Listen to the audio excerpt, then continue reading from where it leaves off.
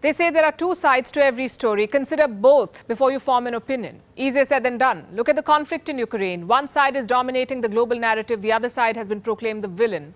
I'm talking about NATO and Russia. And while there's a solid case against Russia here, this story too has another side.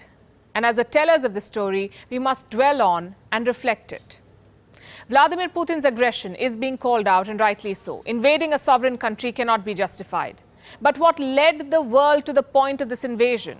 Leaders in Moscow say they are the aggrieved party. They are the victims of NATO's eastward march, and they're only acting in self-defense.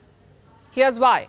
Over the past 25 years, NATO has been creeping closer to the Russian border. Former Soviet states have become NATO members. This military alliance has technically absorbed the entire security belt of Moscow. Russia sees this expansion as a provocation. It hurts their security interests and won't end well for both sides, they said. The warnings were clear. NATO ignored them. Call it their myopia or arrogance. They downplayed Moscow's concerns, kept proceeding with new rounds of expansion until things blew up in Ukraine. Did NATO push Ukraine into this war? Hello and welcome to Gravitas Plus. I'm Palki Sharma Upadhyay, and today I want to discuss why NATO cannot escape the blame for what's unfolding in Ukraine.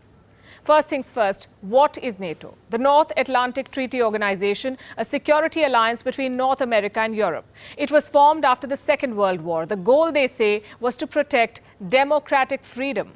On the 4th of April 1949, the North Atlantic Treaty was signed. This treaty was simply an anti-Soviet accord aimed at countering any future aggression by the USSR. It established a new balance of power in Europe. It promised all members collective security. That's a core principle laid out in Article 5 of the NATO Treaty. It obliges member states to protect each other in case of a war. It says an armed attack against one ally will be an attack on all allies. Meaning, if one NATO nation is attacked, all NATO nations will retaliate. This allowed NATO members to pool and share their military resources. They built efficient defense capabilities, but there was more to NATO than just defense. It was an alliance of liberal countries, an engine of democratization that was supposed to promote common values and interests, also push back against the rise of communism. Naturally, Moscow saw this alliance as a threat to its interests. In response, it created the Warsaw Pact in the year 1955. It was a counterweight to NATO, the Warsaw Pact. These were the members. Their goal was the same. If one Warsaw Pact member is attacked, all others will defend it. In Russian historical memory, there were 5 reasons why such a pact was justified, 5 major invasions when the West threatened Russian interests. This includes the Polish occupation of the Kremlin in early 17th century, the Swedish invasion of Russia in early 18th century, the Napoleon invasion of the 19th century, and the 2 wars with Germany in the 20th century. In each case, the very essence of the Russian state was threatened. So suspicion and fear of the West took deep roots in Russia. Moscow began perceiving NATO as a tool of American imperialism. And the assessment was not really off the mark. In 1989, the Berlin Wall collapsed. In 1991, the Soviet Union disintegrated and the Iron Curtain was completely demolished. Europe's regional order hinged on one question. Should Germany align itself with the US and NATO, or should it join the Russians through the Warsaw Pact? The US government, under George H.W. Bush, made an offer to Russian President Mikhail Gorbachev.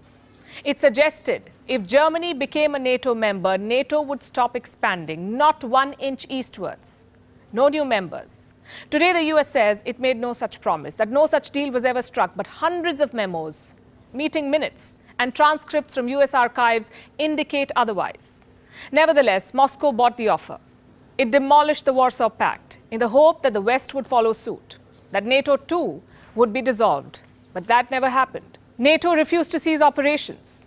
And to add insult to injury, they kept the door for membership open. Russia saw it as a stab in the back, and NATO kept pushing the dagger deeper. Look at this map.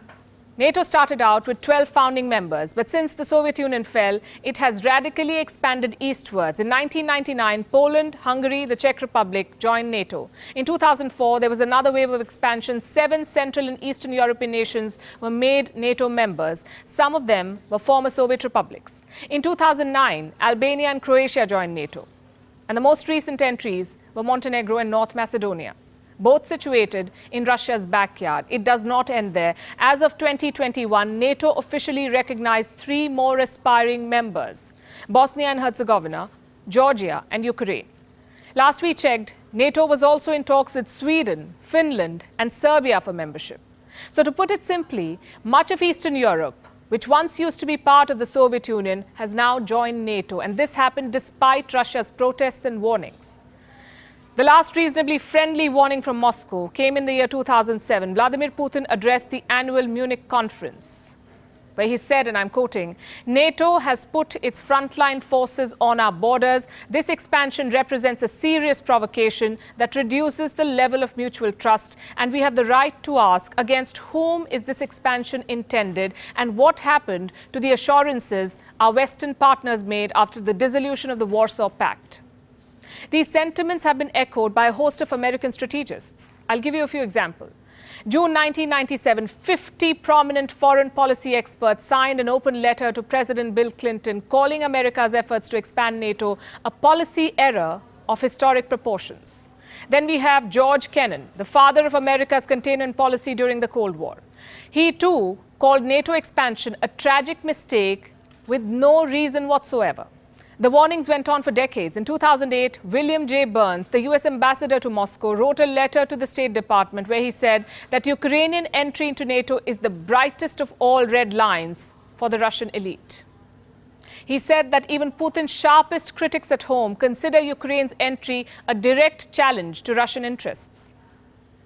It does not end there.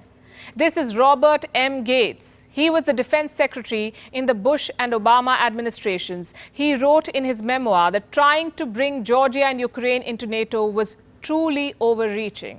Then we have Strobe Talbot, a former deputy secretary of state. He described the Russian perception in a similar way, how they consider NATO as a vestige of the Cold War, and point out that if the Warsaw Pact was disbanded, why did the West not dismantle NATO? So several voices in the Western world had warned that Russia's protests have merit and that NATO expansion could spell serious trouble. Yet, successive American administrations paid no heed to these warnings. They kept widening NATO's security umbrella. Now, here's the thing. Trying to safeguard the sovereignty of a country is laudable indeed, but inviting a state right on Russia's border into an anti-Russian alliance is provocation. Ukraine is a sovereign country and has every right to want to join the NATO. But what's in it for the NATO? Why did they push for it? Their moves completely disregard the historical baggage between NATO and Russia. Many Russians were traumatized by the disintegration of the Soviet Union. In an instant, they lost 1/3 of their territory, half of their population, and most of their military might. They found themselves much weaker before Western unity. They felt that an unjust settlement had been imposed on them, and it was done in their moment of maximum weakness and vulnerability. So they looked at any state leaving Russia's sphere of influence as both a strategic loss and a matter of national humiliation. When we analyze why Ukraine was attacked, all of this needs to be taken into account. Does this justify the war? Absolutely not. Russia's actions are criminal, no two ways about it. But the West is not innocent either. They did not do what they could have to avert this war.